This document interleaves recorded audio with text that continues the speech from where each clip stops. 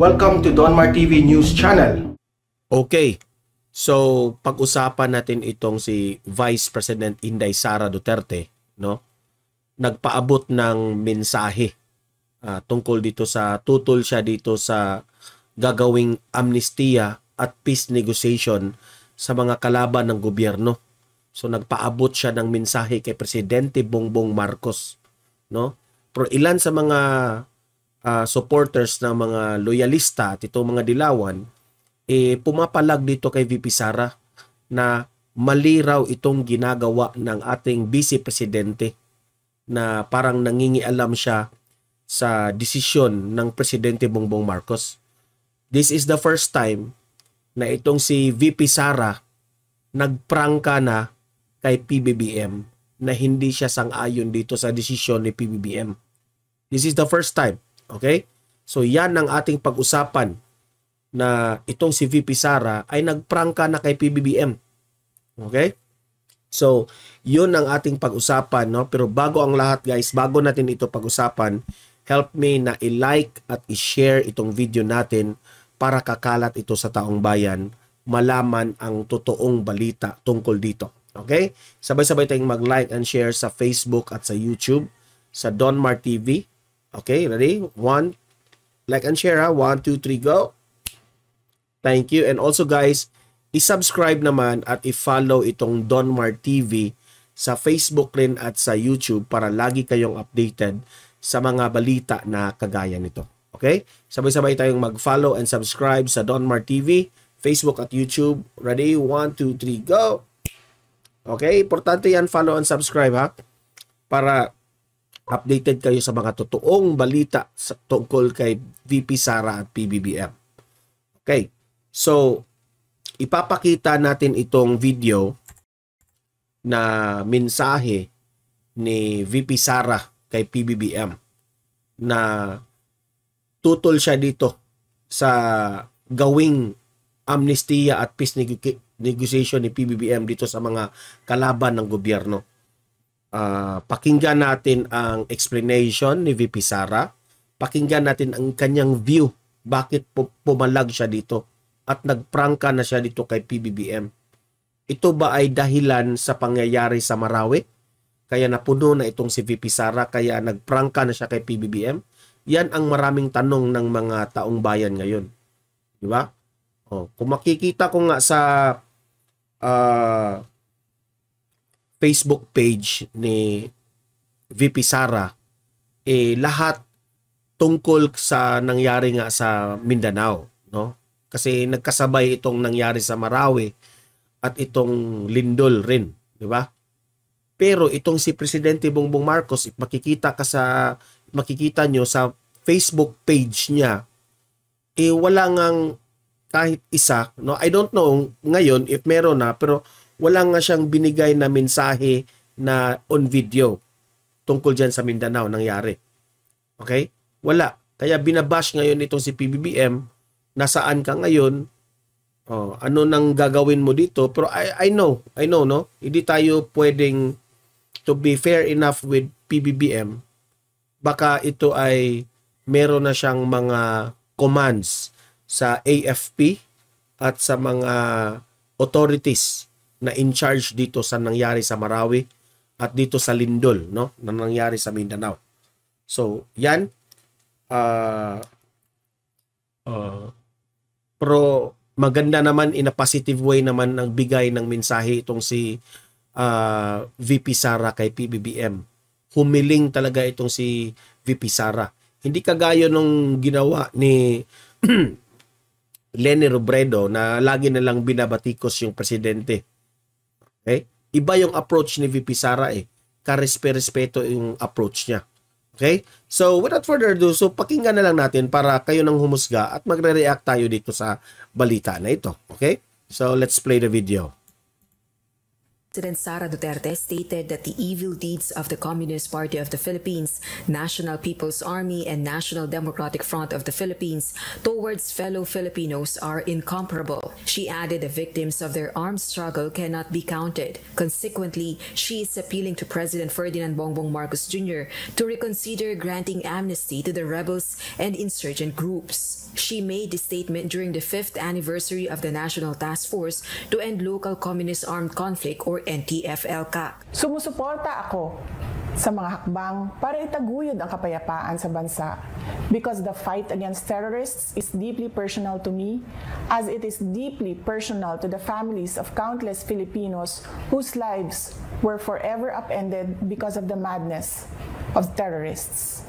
Pero hindi ang pagbibigay ng amnestiya ang daan sa kapayapaan. The Vice President also expressed her disagreement with the government's resumption of peace negotiations with the Reds, citing the rebels' insincerity. We appeal to your power to review these proclamations and agreements. Apo BBM, sana po ay isa... Ayan, no? Very sincere yung kanyang hiling kay PBBM. Di ba? In a respectful way na humihiling sa ating Pangulo.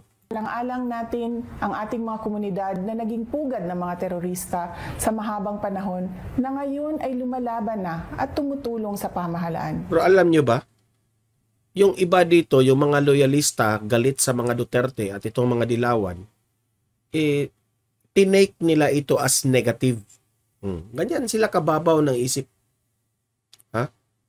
Basta lang kay makabatikos kay VP Sara. Ha? Nangingialam raw siya kay PBBM. Ha? Para raw siyang presidenteng nagdikta kay PBBM. Yan ang nakikita ko sa comment section. At maraming mga officials na hindi nagustuhan ang ginawa ni VP Sara dito. Let us honor the memory of those who died in the senseless and bloody attacks of the NPA, CPP, and DFP. Meanwhile, Speaker Martin Romualdez reiterated his support to President Marcos' decision to Pero yung Kongreso, pati itong si Martin Romualdez, sip-sip. Sa akin lang yan, ha? Based on my observation. Sip-sip dahil okay lang ng okay. Without even maging sensitibo tayo kung sino itong naepekto dito sa mga kalaban ng gobyerno. Merong mga families na nagdudusa. Sumasakit ang kanilang dibdib dahil sa mga ginawa ng mga kalaban ng gobyerno. Especially ngayon sa mga nabiktima ng sa Marawi. Di ba? Be sensitive naman kayo. Open talks for peace negotiations. He said every Filipino must support the peace process. PBBM signed proclamation numbers 4. Kaya nga, Martin Romualdez, gusto mo ng peace process. Pero sometimes, itong peace process na ito, gagamitin itong i-take advantage ito ng kalaban ng gobyerno. Ha? Ginawa na yan dati ni former President Duterte. Anong nangyari? May tanong lang, anong nangyari? Take advantage. Nang gulo pa rin. 403, 404, 405, and 406, allowing the granting of amnesty to rebels and insurgents. Also recently, the Philippine government and the National Democratic Front of the Philippines have agreed to restart peace negotiations. Rosa Licoz. So, yan ang mensahe ni VP Sara. Ngayon, pag-usapan natin ito. Okay? Pag-usapan natin ito.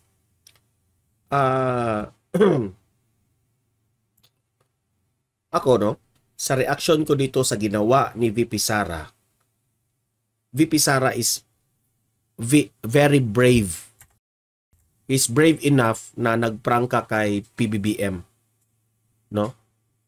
Masasabi ko talaga na si VP Sara ay for the taong bayan. Siya yung boses ng masa. No? Kagaya ng kanyang tatay.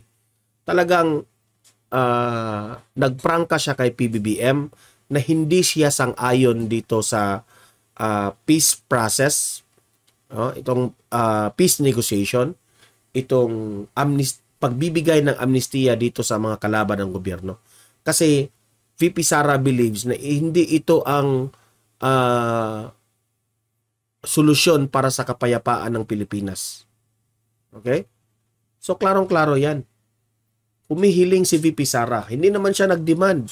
Hindi naman siya nang-aaway sa presidente. Pero itong mga ibang nagko-comment dyan, na mga loyalista, ibang mga loyalista, no? Hindi naman lahat, ito mga dilawan, sabi nila, si VP Sara raw ay para raw presidente. Nagmamagaling raw.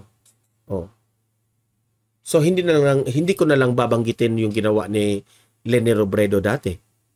Mas grabe pa yung ginawa ni Leni Robredo kay former President Duterte. Hindi na ba kayo mahiya naman kayo?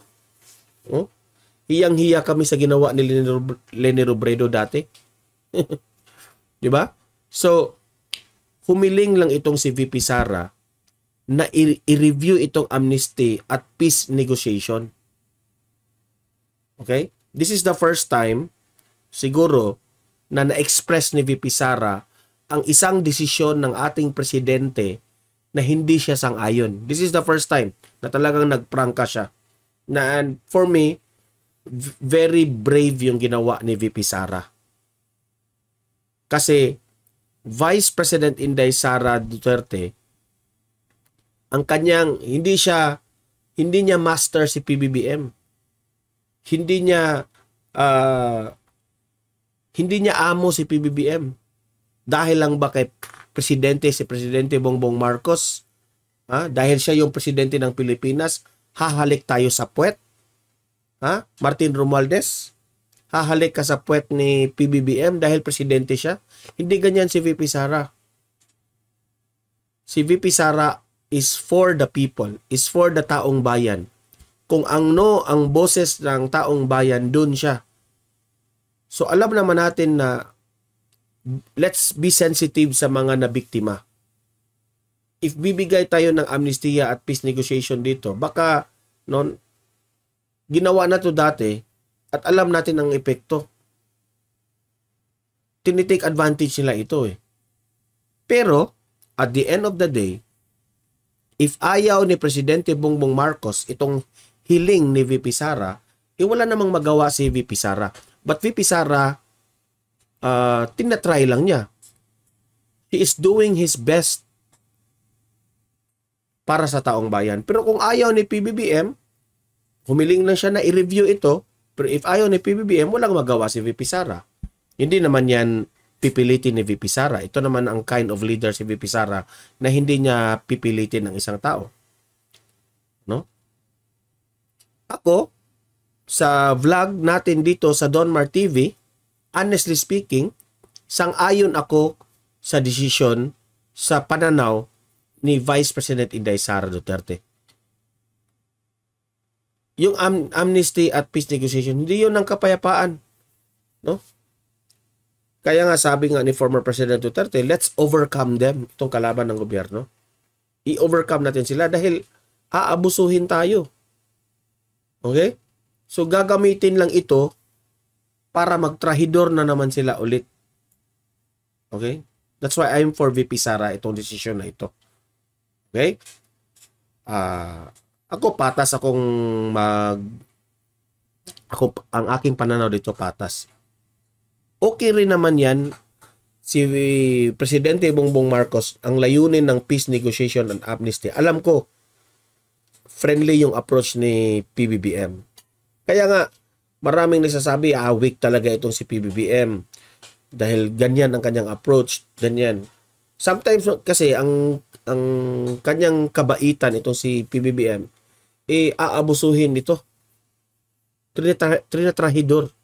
Kaya nga si former President Duterte dati naging mabuti sa kanila pero ano ginagawa nila?